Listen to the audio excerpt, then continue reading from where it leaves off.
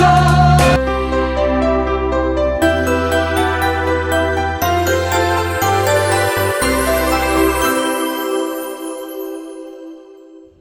boys and girls. My name is Roberson. Welcome to Roberson. We're with Daddy.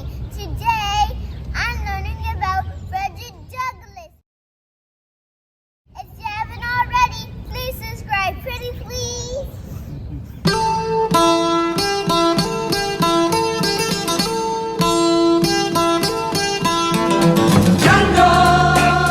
Django, have you always been alone? Django, have you never loved again? Love will live on,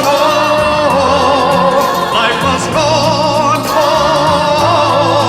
for you cannot spend your life regretting. Django, you must face another day. Django, now your love has gone away. Lost you loved her, now you've lost her, but you've lost her forever, Django. This is the home of Frederick Douglass. We're in Washington, D.C., and this is one of the most famous houses in all of Washington, D.C. Frederick Douglass, a very, very important person to Black history, to American history, and to world history. Born into slavery in Maryland in 1818, Frederick Douglass is perhaps America's most well-known abolitionist, one of the first truly prominent African Americans on both a national and international level. Douglass, the son of a slave mother who died when he was 7, and an unknown European American man, learned to read and write at an early age. Set on freedom, Douglass, after one failed escape attempt, finally succeeded in 1838. After spending a brief time in New York, where he was also married, he and his new wife settled in New Bedford, Massachusetts. You've lost her forever, Django.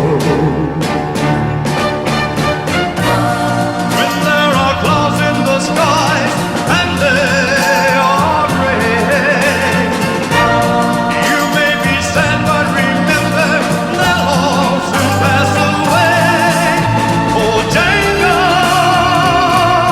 after the showers, the sun will be shining.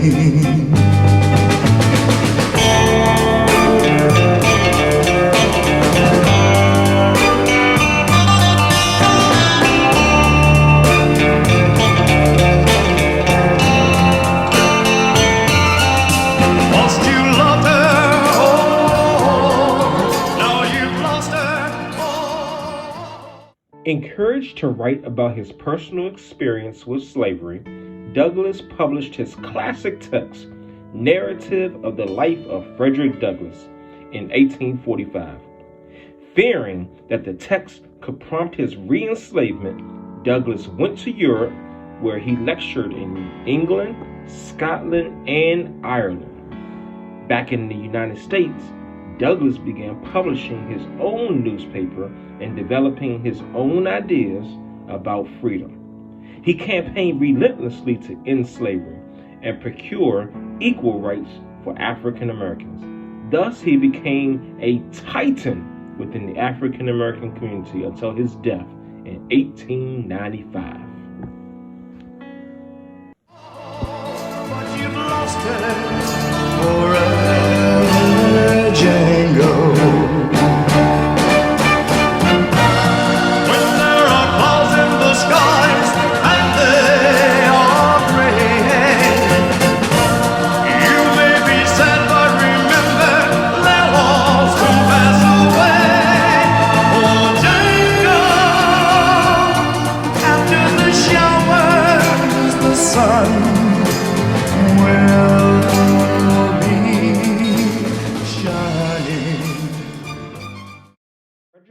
Douglass's The North Star, first published in 1847, became the most prominent of all early African American newspapers, mainly because of Douglass' stature. The North Star went beyond just advocating slavery's end and equal rights for African Americans. It also championed equal rights for women.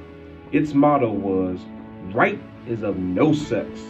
Truth is of no color. God is the Father of us all, and we are all brethren." In 1851, he merged his paper with the Liberty Party paper to form Frederick Douglass paper, which published until 1860. Douglass published a monthly before settling into political life in the 1870s. In 1852, Frederick Douglass addressed an Independence Day gathering in Rochester, New York, with the following words: "Fellow citizens, I will not enlarge further on your national inconsistencies. The existence of slavery in this country brands your republicanism as a sham, your humanity as base pretense, and your Christianity as a lie. It destroys your moral power abroad. It corrupts your politicians at home. It saps the foundation of religion. It makes your name a hissing and a byword to a mocking earth. It is the antagonistic force in your government, the only thing that seriously disturbs and endangers your union. It fetters your progress. It is the enemy of improvement, the deadly foe of education. It fosters pride. It breeds indolence. It promotes vice. It shelters crime. It is a curse of the earth that supports it, and yet you cling to it as if it was a sheet anchor of all your hopes."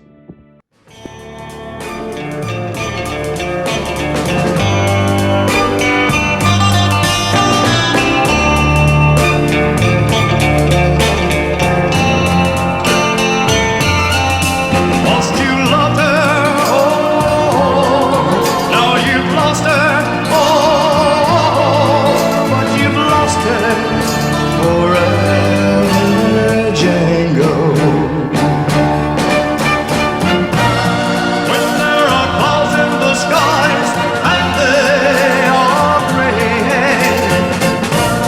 you may be sad, but remember their walls will pass away. Oh, Django, after the showers, the sun will be shining. Django. Harriet Tubman, one of the legends in African American history and U.S. history, was born a slave in Maryland around 1820. She fled to the North in 1849.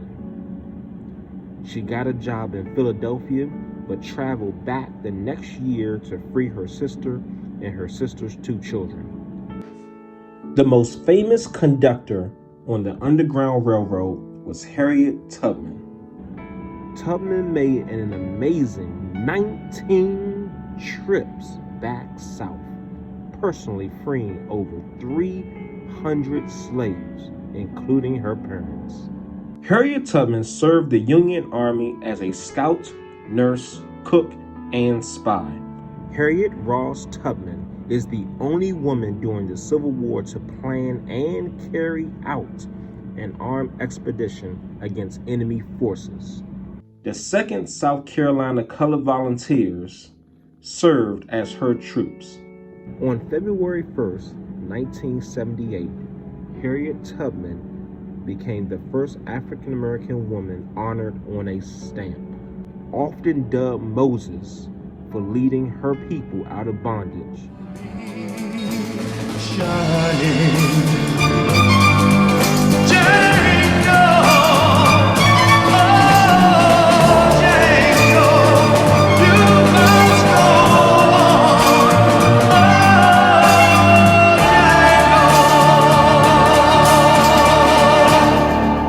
March 6, 1776, Prince Hall, a well-respected African American, and 14 other African Americans joined the Masons Fraternal Organization that was part of a Boston British regiment.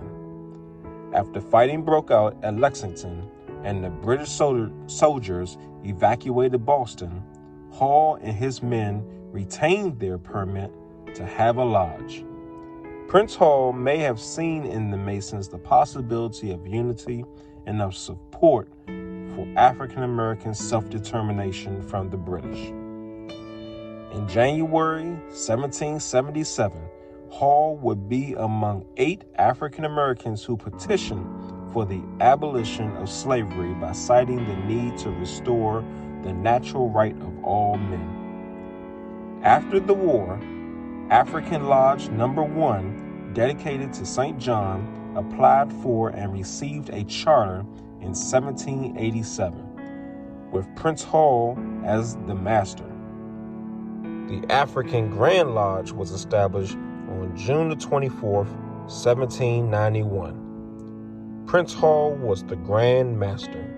In 1808, the existing black lodges formed the Prince Hall Masons, an organization that declared itself independent from all other Masonic lodges.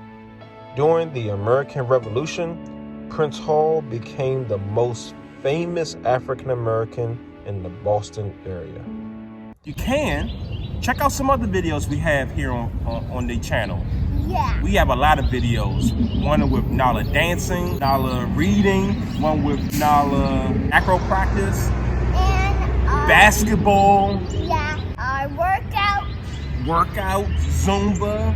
Oh, please, we definitely love for you all to check out some videos we have.